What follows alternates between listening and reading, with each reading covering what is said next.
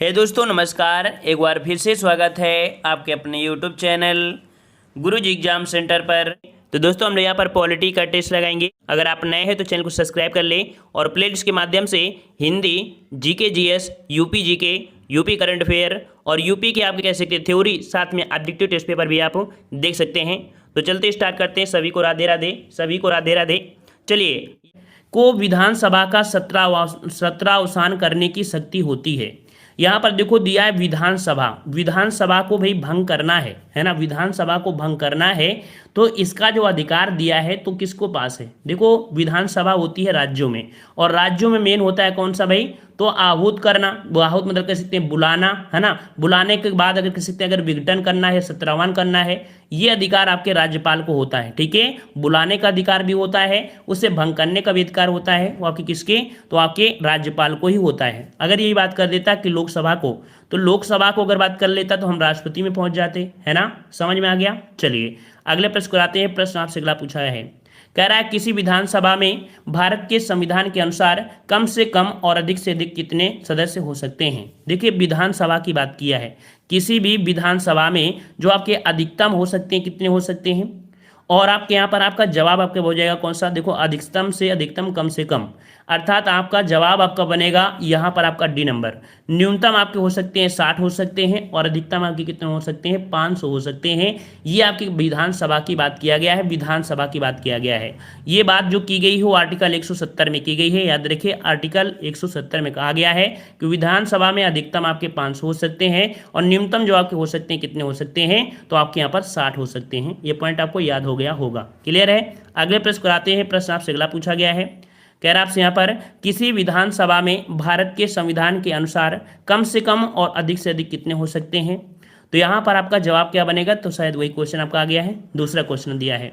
कह रहा आपसे भारतीय राज्यों में मुद्रा बिल होने के लिए एक बिल को कौन प्रमाणित करता है। याद रखिए अगर भारतीय राज्यों में अगर कोई भी अगर मुद्रा बिल है ना, मुद्रा बिल है, तो उस मुद्रा बिल को प्रमाणित करता है कौन करता है? तो प्रमाणित करने का अधिकार है वो आपके राज्य विधानसभा का जो अध्यक्ष होता है। कौन होता है?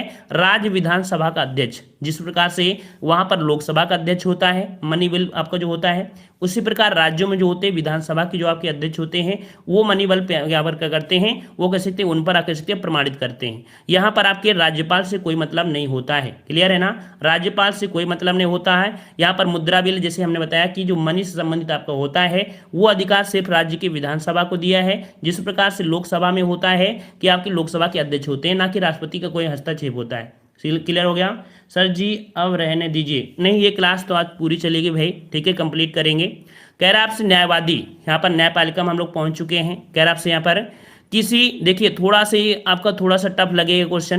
कह रहा आपसे किस याचिका के अंतर्गत न्यायालय, अवर न्यायालय या किसी अन्य प्राधिकारी के समक्ष लंबित किसी मामले को उच्चतर प्राधिकारी या उच्च न्यायालय में स्थानांतरित करने का आदेश है। तो यहाँ पर मतलब कोई भी अधिकारी है, ये लंबित किया गया हो या इसे उसे पहुंचाना है, तो आपका ये जो अब स्थानांतरित करने का आदेश होता है, ये जो आपका जो आपकी रिटें होती हैं, ये जो रिटें हैं वो आपकी उत्प्रेषण होती है। कौन सी रेट के अंतर्गत? तो आपके उत्प्रेषण के अंदर होती है। ये क्वेश्चन 2020 में क्वेश्चन पूछा गया है। ठीक है ना, स्क्रीनशॉट ले लीजिएगा। इसका जवाब जो आपका है कौन सा है? यहाँ पर आपका उत्प्रेषण होता है। नया क्वेश्चन आपके लिए है, वैसे इतना नया नहीं है, पुराना आपका है। अगला प्रश्न आपसे पूछा गया है 2019 में, किसी व्यक्ति को सुप्रीम कोर्ट के एक न्यायाधीश के रूप में नियुक्ति के लिए योग्य नहीं माना जाएगा जब तक वह कम से कम कितने साल के लिए उच्च न्यायालय, देखो कहां पर बात किया है, उच्च न्यायालय अर्थात आपका हाई कोर्ट होता है, हाई कोर्ट का या दो से अधिक ऐसे अदालतों का वो वकील रहा हो। तो यहाँ पर कह सकते हैं कम से कम कितना होना चाहिए? तो भाई न्यायाधीश की बात किया है, 104 का ऑप्शन हो जाएगा आपका यहाँ पर डी नंबर, यहाँ पर 10। ठीक है, तो भाई वकील आपको 10 साल रहना है। अगर किसी भी हाई कोर्ट में रहा है तो 10 साल कम से कम उसे रहना पड़ेगा। अगर इतने साल का अगर वो हो चुका है तो वो कह सकते हैं कि सुप्रीम कोर्ट का न्यायाधीश बन सकता है। ठीक है ना, समझ में आ गया ना।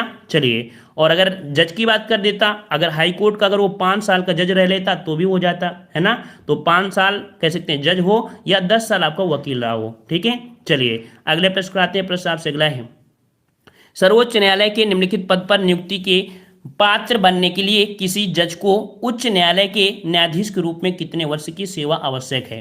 तो यहाँ पर आपसे पूछ दिया है कि हाई कोर्ट, ठीक है, हाई कोर्ट में पूछ लिया है कि जजों की जो आपके होनी चाहिए। तो भाई अभी हमने बताया कितना एक्सपीरियंस होना चाहिए, 5 वर्ष होना चाहिए। अगर वो जज के पद पर रहा है 5 वर्ष, ठीक है, जज के पद पर रहा है अगर 5 वर्ष रहा है तो वो सुप्रीम कोर्ट का न्यायाधीश बन सकता है। क्लियर है। अगले प्रश्न को आते हैं। प्रश्न आपसे अगला पूछा गया है, कह रहा भारत के उच्चतम न्यायालय की प्रथम महिला न्यायाधीश कौन थी। 106 नंबर बताइएगा कि भारत के उच्चतम न्यायालय की प्रथम महिला न्यायाधीश कौन थे। और आपका जवाब हो जाएगा यहाँ पर आपका बी नंबर, या आपकी फातिमा बीबी थी। कौन थी भाई, तो याद रखिए यहाँ पर उच्चतम न्यायालय दिया है अर्थात आपके सुप्रीम कोर्ट की बात कर रहा है। सुप्रीम कोर्ट की प्रथम महिला न्यायाधीश थी कौन, तो आपकी फातिमा बीबी थी। कौन थी भाई, फातिमा बीबी थी, ठीक है ना। इन्हें मीरा साहिब फातिमा बीबी कहा जाता था, मीरा साहिब फातिमा बीबी के नाम से जानते थे।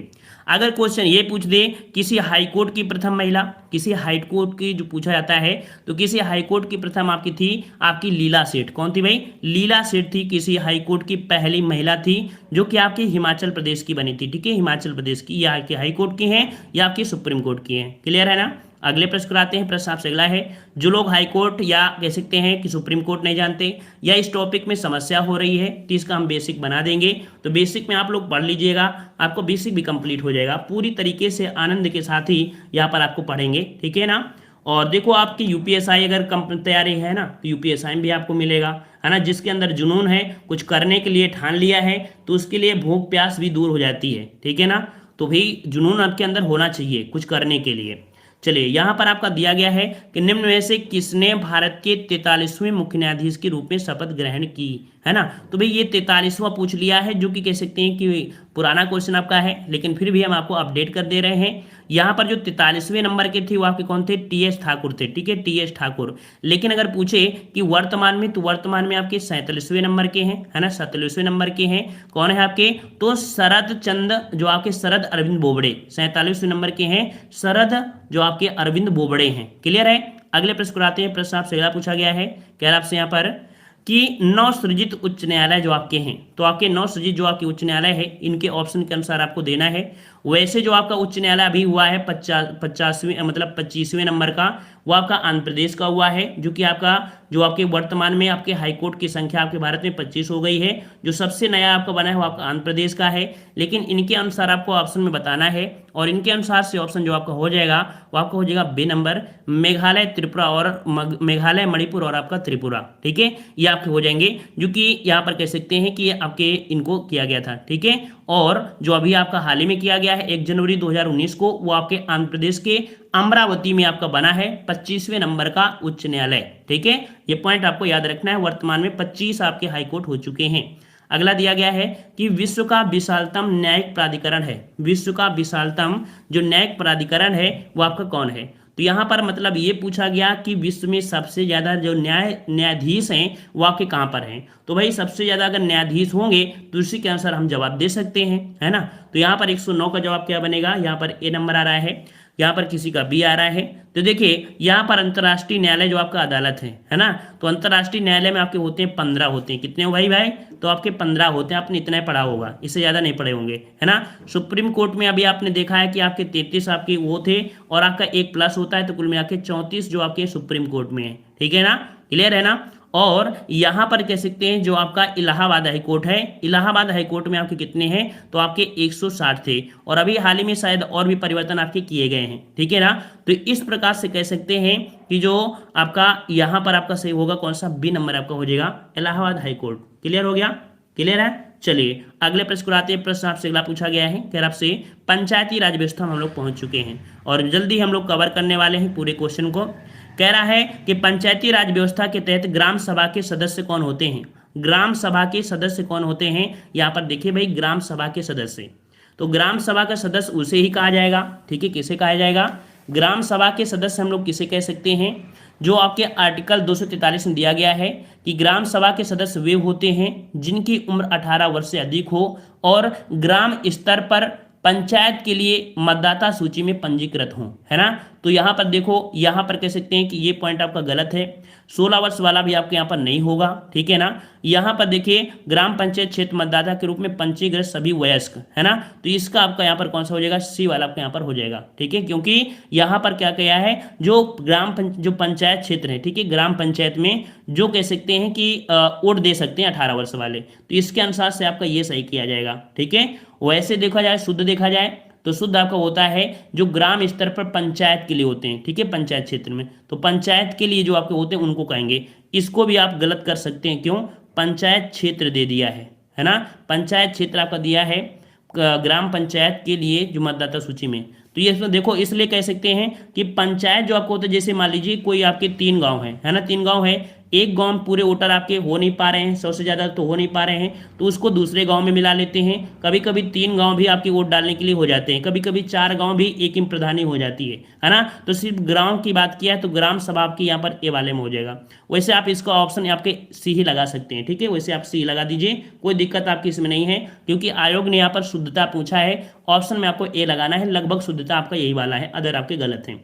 अगले प्रश्न आते हैं, प्रश्न आपसे अगला पूछा गया है कि किस समिति के कार्य ने पूरे देश में पंचायती राज संस्थाओं के प्रारंभ के लिए मंच स्थापित किया था। तो यहाँ पर देखिए पंचायती राज संस्था, पंचायती राज संस्था जो आपका आया था वो आपका कब आया था, यहाँ पर 111 नंबर है। तो पंचायती राज संस्थाओं को स्थापित करने के लिए जो आपका आए थे वो बलवंत राय मेहता, कौन से, ऑप्शन सी बलवंत राय मेहता हो जाएगा। ऑप्शन कौन सा हो जाएगा, यहाँ पर आपका बी हो जाएगा, बलवंत राय मेहता हो जाएगा, ठीक है ना। चलिए अगले प्रश्न को आते हैं। प्रश्न आपसे अगला पूछा गया है कि पंचायती भारतीय संविधान के अनुच्छेद 243 के बी के अधीन गठित ग्रामीण क्षेत्रों के लिए स्व संस्थान मतलब स्व सरकार की संस्थान कौन है। तो देखिए ग्रामीण क्षेत्रों की बात किया है, ग्रामीण क्षेत्रों की जो स्व सरकार की संस्था है, इस स्व सरकार की जो संस्था है इसे हम लोग क्या बोलते हैं, इसे हम लोग बोलते हैं पंचायत, ठीक है। कौन सी होती है, पंचायत होती है, ऑप्शन बी होगा, इसका जवाब का बी हो जाएगा, पंचायत होती है, याद रखिए पंचायत होती है, ठीक है। और यहाँ पर अगले प्रश्न को आते हैं। प्रश्न आपसे अगला पूछा गया है, कह रहा आपसे यहाँ पर कि ग्राम पंचायत तंत्र के 3 स्तर होते हैं, ब्लॉक स्तर पर आपके कितने होते हैं। तो देखिए ग्राम पंचायत तंत्र के 3 स्तर होते हैं, तो ब्लॉक स्तर पर, जो ब्लॉक स्तर पर होते हैं, ब्लॉक स्तर पर वो पंचायत समिति में आपके आ जाते हैं, किसमें, पंचायत समिति में आ जाते हैं। तो इस प्रकार से यहाँ पर कौन सा हो जाएगा, ब्लॉक स्तर पूछा है ना, ब्लॉक स्तर तो आपके पंचायत समिति होंगे, ऑप्शन आपका बी सही हो जाएगा, ठीक है। क्योंकि यहाँ पर 2 ऑप्शन आपको दिए हैं, इन ऑप्शन में कौन सा होगा, आपका बी होगा जो आपका था, ठीक है, पंचायत समिति। अगला दिया है कि भारतीय संविधान में पंचायती राज प्रणाली को वर्ष संशोधन में औपचारिक रूप दिया गया। तो जो आपकी पंचायती राज प्रणाली है ना, पंचायती राज जो प्रणाली है इसको कह सकते हैं कि अपनाया गया, वो कब अपनाया गया। तो ये जो आपका हुआ था कौन सा भाई, ऑप्शन आपका डी हो जाएगा, 1992 का जो 73वां संविधान संशोधन हुआ था उसमें से कह सकते हैं कि पंचायती राज प्रणाली को लाया गया था। इस प्रकार से राइट आंसर कौन सा हो जाएगा, यहाँ पर आपका डी भरा जाएगा, ठीक है ना। क्लियर हो गया ना, अनुसूची जो आपकी 11 थी, है ना, तो अब भाग आपके 9 में ये आपको दिया गया है, ठीक है।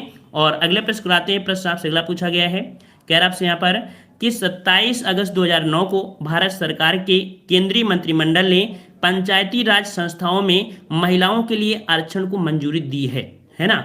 तो देखो आपने पढ़ा था, पहले आपने पढ़ा था कितने परसेंट, आपने 33%, कितना पढ़ा था भाई, पहले आपने 33% पढ़ा था, लेकिन ये अपडेट आपका हो चुका है। याद रखिएगा कि आपकी 27 अगस्त 2019 को केंद्र सरकार द्वारा इसे बढ़ाकर 50% की मंजूरी प्रदान कर दी है। कितनी, तो मंजूरी आपकी हो गई है, आपका सी नंबर 50% आपकी हो चुकी है। याद रखिए ऑप्शन सी आपका हो जाएगा 50%। ये आपके कब की बात है, तो आपकी इतनी आपकी बात है, ठीक है, ये आपकी आरक्षित आपकी सीटें हो चुकी हैं, ठीक है।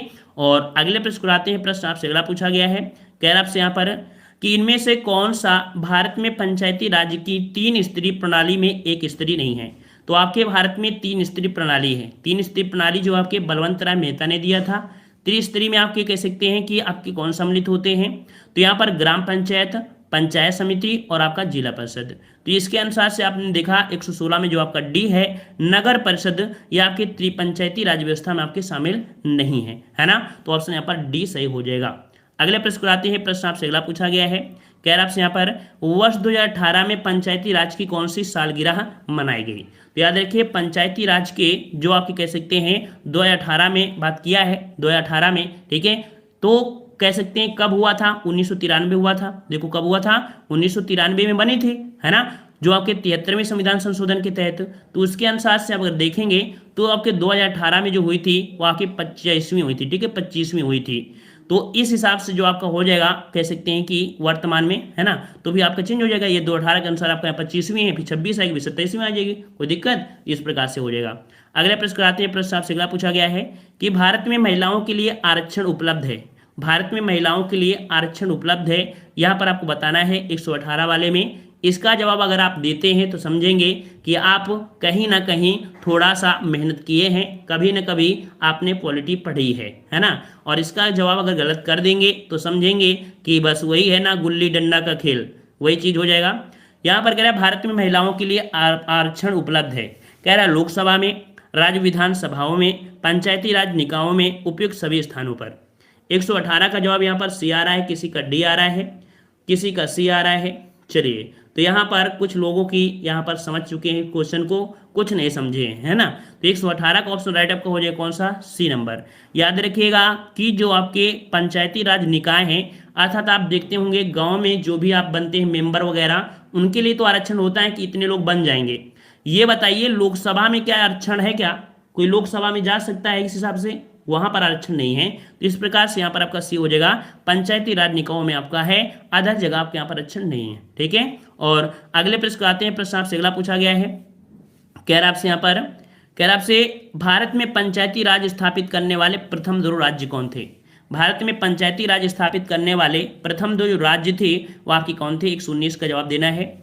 और 119 का ऑप्शन राइट आपका जवाब हो जाएगा यहाँ पर कौन सा, ऑप्शन आपका सी हो जाएगा, राजस्थान और आपके आंध्र प्रदेश। कहाँ पर भाई, राजस्थान और आपके आंध्र प्रदेश पर किया गया था। सर्वप्रथम आपके राजस्थान में किया गया था, कब किया गया था, तो 2 अक्टूबर, ठीक है, 2 अक्टूबर आपके 1959 को भारत में कह सकते पंचायती राज व्यवस्था आपकी स्थापित की गई थी, जो कि त्रिस्तरीय मॉडल पर आपकी व्यवस्था आपकी बनी है। क्लियर है। अगले प्रश्न को आते हैं। प्रश्न आपसे अगला पूछा गया है, कह रहा आपसे पंचायती राज को पहली बार 2 अक्टूबर 1959 को किस जिले में पेश किया गया था। तो किस जिले में किया गया था, तो यहाँ पर आपने पढ़ा कि आपके इस डेट को जो किया गया था, राजस्थान में एक जगह पड़ती है, गांव पड़ता है, कौन सा, तो नागौर जिला है, नागौर जिला है, ऑप्शन यहाँ पर आपका सी हो जाएगा, ये नागौर जिला है। नागौर जिले में एक गांव पड़ता है बगदरी, ठीक है, कौन गांव है, बगदरी, बगदरी गांव है। बगदरी गांव में कह सकते हैं कि इसको आपका अपनाया गया था, ठीक है ना, 73वें संशोधन द्वारा 1992 में ये किया गया था। तो ये आपको पॉइंट याद हो गया होगा।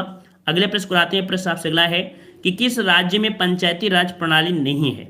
यहाँ पर जवाब दीजिए, किस राज्य में पंचायती राज प्रणाली नहीं है। यहाँ पर जो राइट आंसर आपका हो जाएगा कौन सा, ऑप्शन आपका हो जाएगा यहाँ पर आपका 121 का जवाब।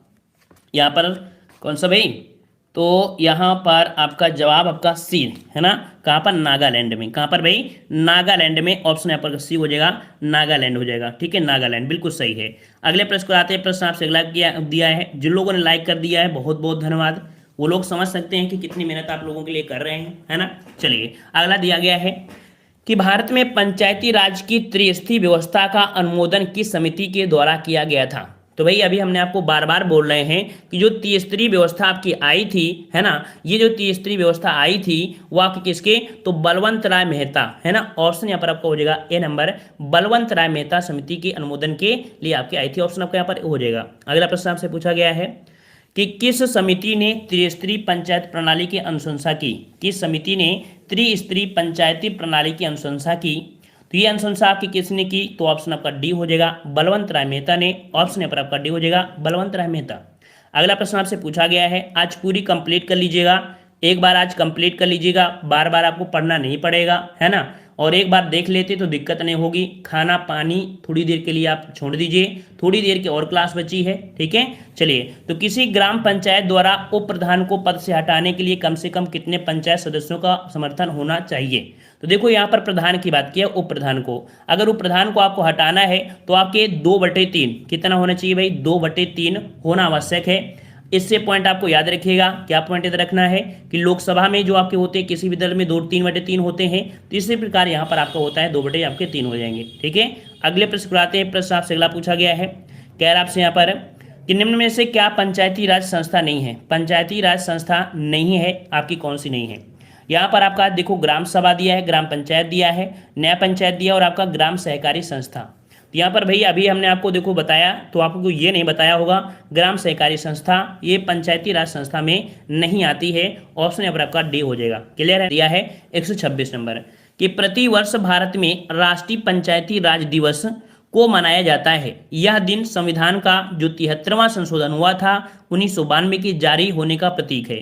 तो यहाँ पर आप बता सकते हैं, क्या बता सकते हैं कि आपका जो संविधान दिवस मनाया जाता है, पंचायती राज दिवस, माफ करिए पंचायती राज दिवस, तो भाई कब मनाते हैं? यहाँ पर 126 का ऑप्शन आपका बी हो जाएगा 24 अप्रैल। याद रखिए कब? तो 24 अप्रैल। ठीक है, 24 अप्रैल को प्रत्येक वर्ष मनाया जाता है, जो कि आप कह सकते हैं पंचायती राज दिवस होता है। ठीक है, याद रखिएगा। चलिए अगला प्रश्न आपसे पूछा गया है कि आपसे संविधान संशोधन से हम लोग पहुंच चुके हैं। देखो काफी बड़ी हमने सफर क्लियर कर लिया है ना, काफी बड़ा सफर हमने किया है और यहाँ पर सफर को पूरी तरीके से कंप्लीट करना है। यहाँ पर 2020 में देख सकते हैं क्वेश्चन आपको पूछा गया है कि भारत में किस राज्य ने सर्वप्रथम पंचायती राज की शुरुआत की थी? पंचायती राज की जो शुरुआत किया था वो किसने किया था? तो यहाँ पर आपका जवाब आ चुका है, बिल्कुल सही है। ऑप्शन आपका बी हो जाएगा, ये आपके राजस्थान। ठीक है, कहाँ पर भाई? तो राजस्थान में किया गया था। कब किया गया था? तो ये भी डेट याद रखना, 2 अक्टूबर। ठीक है, 2 अक्टूबर। और कब? तो आपका 1959। ठीक है, 1959 में यहाँ पर पंचायती राज व्यवस्था आपकी की गई थी। उस समय प्रधानमंत्री थे जवाहरलाल नेहरू। ठीक है, जवाहरलाल नेहरू। तब इन्होंने पंचायती राज प्रणाली को संवैधानिक आपको दर्जा दिया था। ये भी कब दिया गया था? तो आपका जो 73वां संविधान संशोधन था, ठीक है, 73वां संविधान संशोधन हुआ था कब? 1992। ठीक है, 1992। ये इतना पॉइंट आपको यहाँ से आपके बनता है। क्लियर है? चलिए अगले प्रश्न आपसे पूछा गया है, कह रहा आपसे यहाँ पर, कह रहा आपसे ग्राम सभा में निम्न में से कौन शामिल है? ग्राम सभा में निम्नलिखित में से कौन शामिल है? 128 नंबर देना है। तो कह रहा है गांव विशेष में रहने वाले सभी व्यक्ति। तो हमने अभी आपको बताया था सभी व्यक्ति नहीं होते हैं, वही व्यक्ति हम लोग कहेंगे जिनका उम्र 18 वर्ष हो गई है ना, चुनाव के उनकी लिस्ट आपकी है, उन्हीं को कहेंगे। दूसरा दिया है वे सभी व्यक्ति जिनके नाम गांव विशेष पंचायत के मतदाता सूची में है। तो देखो अब आपको क्लियर हो गया कि इसका जवाब कौन सा हो जाएगा। यहाँ पर आपका बी वाला आपका हो जाएगा, है ना। क्लियर है? ऑप्शन आपका बी आपका हो जाएगा। और अगले प्रश्न को आते हैं। प्रश्न आपसे अगला पूछा गया है, कह रहा आपसे यहाँ पर पहला राष्ट्रीय पंचायती राज दिवस द्वारा घोषित किया गया था। ये भी पॉइंट आपका अच्छा है कि पहला राष्ट्रीय पंचायती राज दिवस घोषित किया गया था, वो आपके किसके द्वारा घोषित किया गया? 129 का जवाब क्या बनेगा? तो 129 का ऑप्शन आपका हो जाएगा बी नंबर, ये आपके डॉक्टर मनमोहन। ठीक है, ऑप्शन बी बनेगा, डॉक्टर मनमोहन सिंह के द्वारा ये आपको किया गया था, याद रखिएगा। ठीक है, क्लियर रहेगा। अच्छा अगले प्रश्न को आते हैं। प्रश्न आपसे अगला पूछा गया है, अच्छा कब से किया था? कब से किया था ये भी डेट याद रखिएगा। ये 24 अप्रैल 2010 को, ठीक है, 24 अप्रैल 2010 से किया गया था। 2010 से पंचायती राज दिवस आपका मनाया जा रहा है। ठीक है, याद रहेगा। चलिए अगला प्रश्न आपसे पूछा गया है, कह रहा है 73वां संवैधानिक संशोधन निम्नलिखित में से किससे संबंधित है? 73वां संवैधानिक संशोधन जो आपका है वो किससे संबंधित है? यहाँ पर आपका जवाब हो जाएगा पंचायती राज संस्थाएं से। ऑप्शन यहाँ पर आपका डी हो जाएगा, पंचायती राज संस्था। क्लियर है? अगले प्रश्न को आते हैं। प्रश्न आपसे अगला पूछा गया है कि किस संविधान संशोधन में पंचायती राज संस्थाओं को संवैधानिक स्थिति प्रदान की गई? तो भाई संवैधानिक संस्था आपकी जो कह सकती है स्थिति प्रदान की गई। डायरेक्ट आंसर आपको हो जाएगा 73वां संशोधन, सोचने की जरूरत भी नहीं है। अगले प्रश्न को आते हैं। प्रश्न आपसे अगला पूछा गया है कि भारत के संविधान के किस संशोधन अधिनियम ने पंचायती राज को एक संवैधानिक निकाय बनाया? क्वेश्चन घुमा घुमा के है, लेकिन तोड़ इसका एक ही है, जवाब आपका एक ही है। यहाँ पर आपको हो जाएगा 1992 73वां संविधान संशोधन। क्लियर है? अगले प्रश्न आते हैं। प्रश्न आपसे अगला है, जिन लोगों के सभी आंसर आ रहे हैं बहुत अच्छी तैयारी है। यहाँ पर दिया भारतीय संविधान के अनुच्छेद 368 का जो संबंध है किससे है? तो 368 का जो संबंध है वो आपका कौन सा हो जाएगा? यहाँ पर आपका राइट आंसर बिल्कुल सही है, 133 का ऑप्शन आपका हो जाएगा। यहाँ पर आपका बी नंबर संविधान संशोधन प्रक्रिया से है ना, संविधान संशोधन प्रक्रिया से है, जो कि आपके दक्षिण अफ्रीका से ली गई है संविधान संशोधन। ठीक है, और संविधान में संशोधन जो होती हैं वो आपके कह सकते हैं कौन कर सकते हैं? लोकसभा और राज्यसभा ही कर सकते हैं, इनमें से कह सकते हैं अदर नहीं होंगे। ठीक है, चलिए अगला प्रश्न आपसे पूछा गया है, कह रहा आपसे कि भारतीय संविधान की प्रस्तावना में समाजवादी शब्द किस संशोधन द्वारा आपका लाया गया? तो याद रखिए समाजवादी, तो आपने स्टार्टिंग में पढ़ा था समाजवादी, धर्मनिरपेक्ष, अखंडता, ऐसे शब्दों को जो जोड़ा गया था वो कब जोड़ा गया था? तो 134 का ऑप्शन आपका बी हो जाएगा। 42वां संविधान संशोधन के तहत इसे जोड़ा गया था। कब जोड़ा गया था? तो आपका 1976, तब 1976 में ये आपका जोड़ा गया था पहली बार। आपके समाजवादी शब्द आपको ऐसे आए थे, समाजवादी, धर्मनिरपेक्ष और आपका एकता अखंडता शब्द आपके आए थे। क्लियर है? अगले प्रश्न को आते हैं। प्रश्न आपसे अगला दिया है कि संविधान का निम्न से कौन सा संशोधन केंद्र तथा राज्य मंत्रिपरिषद के मंत्रियों की अधिकतम संख्या सीमित करता है? तो देखो अभी आपने पढ़ा था कि जो मंत्रियों की संख्या है, मंत्रियों की संख्या है, ये जो आपका है आर्टिकल आपका डी नंबर 91वां संशोधन जो आपका हुआ था 2003 में। ठीक है, 2003 में जो आपका हुआ था, इसके तहत आपको कहा गया है कि जो आपके मंत्रियों की संख्या होगी वो आपके 15% आपकी होगी। मतलब कह सकते हैं कि जो विधानसभा की सीटों की संख्या है 40 या 40 से कम आपकी, मतलब लगभग इतनी आपकी होगी। ठीक है, चलिए अगला प्रश्न आपसे पूछा गया है, कह रहा है भारतीय संविधान के किस संशोधन अधिनियम ने मतदान की उम्र 21 से घटाकर 18 कर दी? ये भी बेहतरीन प्रश्न आपका है, संशोधन से क्वेश्चन है, बेहतरीन आपकी पारी चल रही है, इस समय आपको 6 मारने की जरूरत है ना? तो आपका जवाब क्या हो जाएगा? यहाँ पर आपका 136 का ऑप्शन आपका हो जाएगा डी नंबर। ये जो आपका है 1989 का जो 61वां संविधान संशोधन था, ठीक है ना, तो इसमें से आपका जो किया गया था आर्टिकल जो आपका है कौन सा? आर्टिकल एक आपका है कौन सा? तो आपका 326। ठीक है, 326 आर्टिकल में ये आपका है। ठीक है, जिसकी ये कह सकते हैं कि उम्र घटाकर 21 से घटाकर कितनी 18 वर्ष कर दी गई। और ये जब कर दिया गया तो चुनाव आयोग में संख्या भी बढ़ानी पड़ी। चुनाव आयोग में पहले एक ही रहा करते थे, अब आपके 3 हो चुके हैं, तो कुल मिला के कह सकते हैं वो इसी समय बढ़ाया गया था। अगले प्रश्न को आते हैं। प्रश्न आपसे अगला पूछा गया है, कह आपसे कि 73वें संविधान संशोधन 1992 के द्वारा भारतीय संविधान में शीर्षक में एक परिच्छेद आपका जोड़ा गया जो कि अनुच्छेद 243 से 243 के ओ में प्रावधान करता है। ये जो आपका प्रावधान है वो आपके किस में? तो आपका जवाब हो जाएगा आपका 137 का ऑप्शन सी, या आपके पंचायत को प्रावधान करता है। ठीक है, पंचायत को प्रदान करता है। ऑप्शन यहाँ पर आपका सी सही हो जाएगा। अगले प्रश्न को आते हैं। प्रश्न आपसे 137, ठीक है, अगला प्रश्न आपसे पूछा गया है, कह रहा आपसे यहाँ पर संविधान का 52वां संशोधन जो संबंधित है किससे संबंधित है? यहाँ पर 52 और 52 में यहाँ पर हमने आपको कई बार बताया है कि 52 आपका दिया है, जैसे 52 है यहाँ पर गुणा 2 करो बराबर 10 आएगा, है ना। इसका मतलब ये है कि जो आपकी 10वीं अनुसूची है, 10वीं अनुसूची 52वां संविधान संशोधन, इसमें से दर बदल कानून जो आपका है ये आपका आता है। ऑप्शन यहाँ पर कौन सा हो जाएगा? आपका ए नंबर आपका हो जाएगा। क्लियर है ना? कौन सी अनुसूची? 10वीं अनुसूची है, 52वां संविधान संशोधन है, तो ये आपको यहाँ पर याद रहेगा। क्लियर हुआ? कब हुआ था? तो ये संशोधन आपका जो किया गया था, ये संशोधन जो आपका किया गया था, कब किया गया था? तो आपके 1985 को ये संशोधन किया गया था। ठीक है, अगले प्रश्न को आते हैं। प्रश्न आपसे अगला पूछा गया है, कह रहा है किसी नए राज्य के गठन के लिए भारतीय संविधान की किस अनुसूची में संशोधन करने की आवश्यकता होती है? तो अगर कोई आपको नई अनुसूची आपकी है ना, अगर कोई नया अगर गठन करना है किसी राज्य को, तो उसके लिए जो हम लोग कह सकते हैं कि संशोधन करेंगे, तो आपकी कौन सी? तो ये पॉइंट आपको याद होना चाहिए कि भारत की जो प्रथम अनुसूची है ना, कौन सी? प्रथम अनुसूची में जो आपकी है, ठीक है, 12 अनुसूची कुल टोटल है, तो उसमें प्रथम जो आपका है उसमें बोला गया है कि भारतीय संघ के जो घटक हैं, राज्य हो या केंद्र शासित हो, उनका वर्णन आपका इसी में है। किसी भी नए राज्य का गठन करना होगा तो प्रथम अनुसूची में ही संशोधन करने की आवश्यकता होती है ना, याद है ना। यहाँ पर जो आपकी दूसरी आपकी अनुसूची है उसमें से जो आपके पदाधिकारी का वेतन है उनके बारे में आपको बताया गया है। तीसरी अनुसूची में बोला गया है कि विभिन्न पदाधिकारी के शपथ ग्रहण की बात किया गया है। और जो आपकी पांचवी है, पांचवी में अनुसूचित जनजाति के क्षेत्रों के प्रशासन के बारे में बताया गया है। अगले प्रश्न को आते हैं। प्रश्न आपसे अगला दिया है कि निम्नलिखित में से कौन सी संस्था देश के वर्तमान नियमों में परिवर्तन कर सकती है? तो देखिए, कोई भी संस्था आपकी ऐसी संस्था है जो वर्तमान में जो नियम है, वर्तमान जो नियम है इनका जो परिवर्तन कर सकती है, ये करने का अधिकार है या आपके संसद के पास है। याद रखिए, ऑप्शन डी हो जाएगा, संसद के पास आपका हो जाएगा। ठीक है ना, तो इस प्रकार से आपका हो जाएगा। अगले प्रश्न को आते हैं। प्रश्न आपसे अगला है, यहाँ पर संवैधानिक और गैर संवैधानिक निकाय से आ चुके हैं। यहाँ पर आपसे कह रहा है आपसे कि 5वें अनुसूचित क्षेत्रों में एरिया वाले कह सकते हैं कितने राज्य हैं जो पंचायती क्षेत्र पर विस्तृत हैं? यहाँ पर 1996 के तहत आते हैं। मतलब आपसे पूछा गया है कि 1996 में एक अधिनियम आया था जिसमें से ऐसे कितने राज्य हैं जहां पर ये फिक्स किया गया है कि 5वीं अनुसूची में जो आपके क्षेत्र हैं कौन कौन से राज्य इसमें आते हैं। तो 5वें आपके राज्य जो अनुसूची क्षेत्र है जो आपके इन राज्य हैं, तो राज्य कौन कौन से होते हैं? यहाँ पर आपका जवाब जो हो जाएगा कौन सा हो जाएगा? ऑप्शन आपका सी हो जाएगा। आपके 10 हैं, कितने भाई हैं आपके 10 हैं, 10 राज्य आपके इसमें से आपके आते हैं, ठीक है ना। और अगले प्रश्न आते हैं, प्रश्न आपसे अगला पूछा गया है, कह रहा आपसे यहाँ पर कि संविधान के संशोधन के जरिए भारत में आर्थिक आरक्षण पारित किया गया। भारत में जो आर्थिक आरक्षण जो पारित किया गया था, ये पारित किया गया था, ऑप्शन राइट आपका सी हो जाएगा।